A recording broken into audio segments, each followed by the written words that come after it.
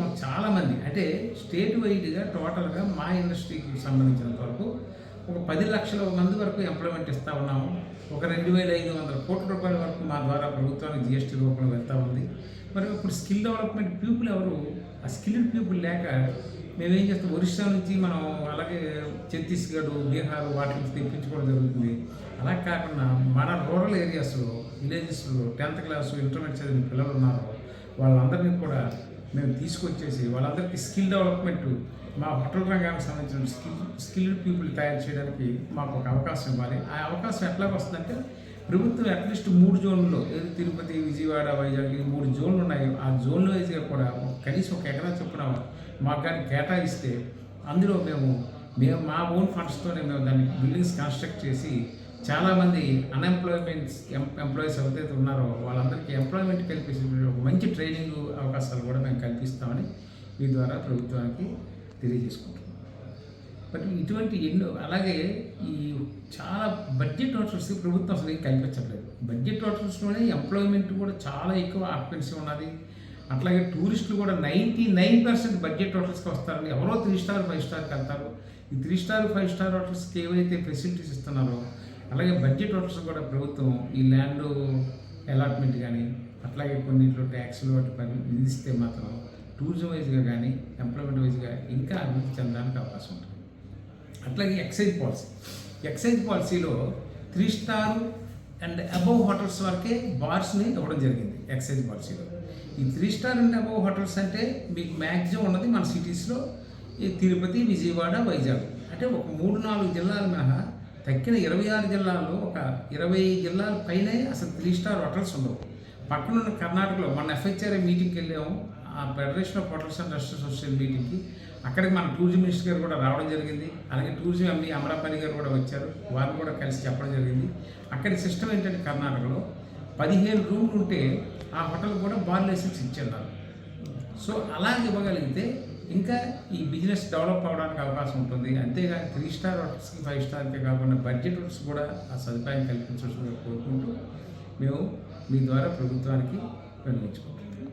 అలాగే మా కొత్త బాడీకి కూడా విజయవాడ అసోసియేషన్, మా పాస్ట్ ప్రెసిడెంట్స్ అందరూ కూడా ఒక మంచి అవకాశం అందరూ హెల్ప్ చేస్తూ ఉన్నారు. అట్లాగే విజయవాడ నుంచి కూడా మేము ఈ ఎం శ్రీనివాసరావు గారు, స్వర్ణ ప్యాలెస్ అధినేత, వారిని హానరబుల్ ప్రెసిడెంట్గా మేము ఎలక్ట్ చేసుకోవడం జరిగింది. వారి సహాయ సహకారాలు కూడా కావాలి. అలాగే ఈ మీడియా సహకారం కూడా లభిస్తే అసోసియేషన్ ఇంకా ముందుకు నడిపించడానికి నాకు ఒక మంచి అవకాశం లభిస్తుందని ఇందువల్ల మా హోటల్స్ కూడా తెలియజేసుకుంటాం. నార్త్ ఇండియాలో ఈ రోటీకి, ఈ గోధుమతో తయారైన ఆహార పదార్థాలు వాళ్ళు ఏవైతే రొటీన్గా ఫుడ్ తీసుకుంటారో వాటి మీద జిఎస్టీ అసలు 0 అక్కడ. మనకి మాత్రం సౌత్ ఇండియాకి వచ్చేసరికి మనకు వచ్చి ఈ తాలి భోజనం కానీ, రైస్తో కూడిన భోజనానికి కానీ, అలాగే సౌత్ ఇండియన్ టిఫిన్స్కి కానీ కూడా 5% జిఎస్టీని వేస్తూ ఉన్నారు. అటువంటి మనం ఒకటే దేశంలో మనం ఉన్నాం కనుక అటువంటి వివక్షత లేకుండా మనకు కూడా సౌత్ ఇండియన్స్ కూడా మనం ఏవైతే తింటామో వాటి మీద 0% జిఎస్టీని అమలు చేయవలసిందిగా మీ ద్వారా నేను ప్రభుత్వాన్ని కోరుకుంటా ఉన్నాను. అట్లాగే ఇండస్ట్రియల్ స్టేటస్ అన్నిటికన్నా ముఖ్యం ఏంటంటే ఇండస్ట్రియల్ స్టేటస్.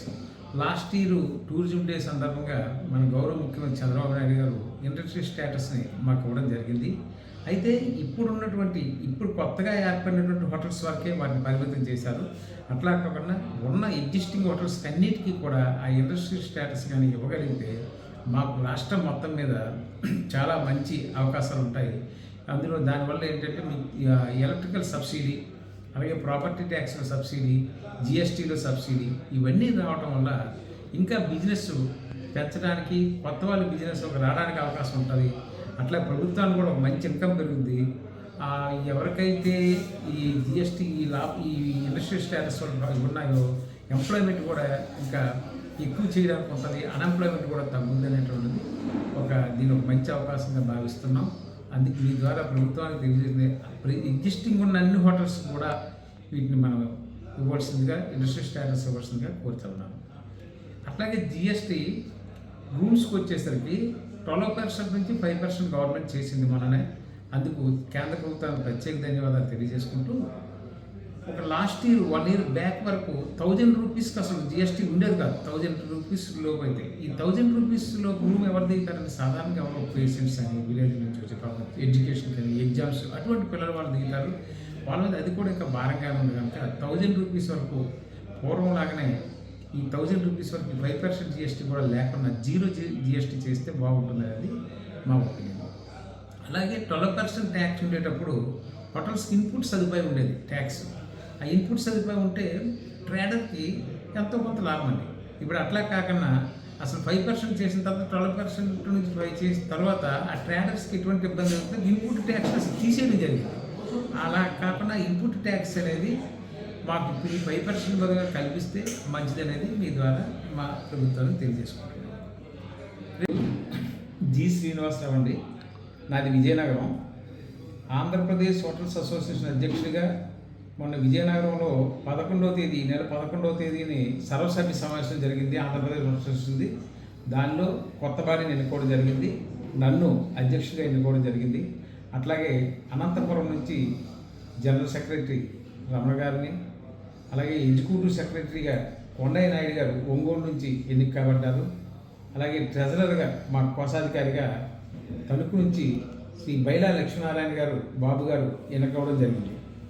అయితే ఆ సందర్భంగా ఇప్పుడు ఈరోజు మేము విజయవాడ మా ఆంధ్రప్రదేశ్ హోటల్ అసోసియేషన్ ఆఫీస్లో ఛార్జ్ తీసుకోవడానికి రావడం జరిగింది. ఈ సందర్భంగా ఈ ప్రెస్ మీట్ని ఏర్పాటు చేయడం జరిగింది. మాకున్నటువంటి కొన్ని సమస్యల్ని మీ ద్వారా ప్రభుత్వానికి తెలియజేయాలని కోరుకుంటున్నాం. అవి ఏంటంటే ఇప్పుడు ఏంటంటే టూరిజం తాలూకా ఎక్కువ టూరిజం పెరిగింది కనుక రాష్ట్రంలో కూడా ఈ టూరిస్టులు ఎక్కువ మంది రావడం, విజిటర్స్ రావడం వల్ల రాత్రి 10 గంటలకు హోటల్స్ కట్టేయడం వల్ల వాళ్ళు చాలా ఇబ్బంది పడుతూ వేయి ప్రయాసాలకు ఇబ్బంది పడుతూ ఉన్నారు.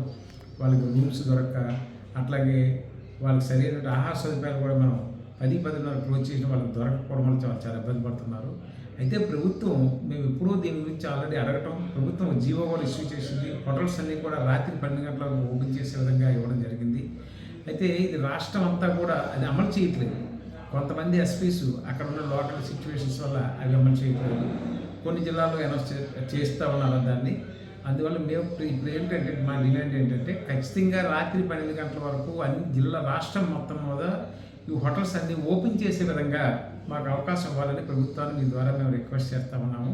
ఇంకొక విషయం ఏంటంటే కొత్త ఎక్సైజ్ పాలసీలో కూడా మేము బార్సు ఏవైతే ఉన్నాయో బార్స్కి రాత్రి 12 గంటల వరకు ఇప్పుడు ఇవ్వడం జరిగింది. బార్స్కి ఇచ్చినప్పుడు హోటల్స్కి ఇవ్వడంలో ఎటువంటి అభ్యంతరం ఉండదు కనుక వాటి వల్ల లా అండ్ ఆర్డర్ ప్రాబ్లం కానీ ఉండదు కనుక మాకు కూడా అవకాశాన్ని కల్పించవలసిందిగా ప్రభుత్వాన్ని కోరుతాము.